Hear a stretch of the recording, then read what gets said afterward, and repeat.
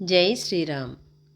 అంతటా ఆ మహాబలవంతులు, అగ్నిహోత్రము వంటి ఆ తేజోవంతులు 5గురు రాజాజ్ఞను శిరసావహించి మదించిన ఏనుగులతోనూ, అమిత వేగముగా పోయే గుర్రాలతోనూ, సమస్త సైన్యాలతోనూ, వివిధ తీక్ష్ణాయుధాలతోనూ బయలుదేరి హనుమంతుడి మీదకు పోయినారు.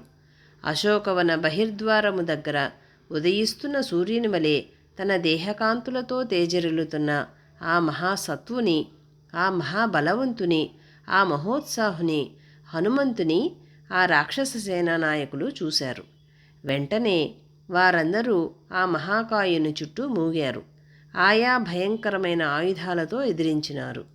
అప్పుడు దుర్ధరుడనే రాక్షస సేనా నాయకుడు పసుపు పచ్చ మొనలతోనూ, తామర రేకుల వంటి కాంతులతోనూ ఉన్న 5 బాణాలను హనుమంతుని శిరస్సుపైకి వదిలినాడు.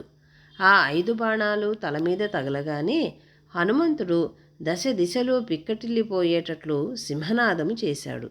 అలా చేసి ఆకాశానికి ఎగిరినాడు.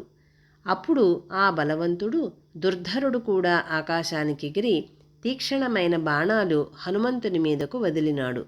శరత్కాలములో వర్షము కురిసే మేఘాన్ని అతి సులభముగా వాయువు అడ్డగించేటట్లు బాణవర్షము కురిపిస్తున్న ఆ దుర్ధరుని హనుమంతుడు అడ్డగించినాడు. దేహాన్ని మరింత పెంచి చటుక్కున ఎంతో ఎత్తున పైకెగిరి మహావేగముతో పిడుగుల గుంపు పర్వతము మీద పడినట్టు ఆ దుర్ధరుడి రథము మీదకి దూకినాడు.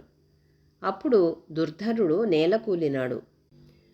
8 గుర్రాలు చచ్చి రథము నొగకట్టు విరిగిపోయి నేలకూలింది.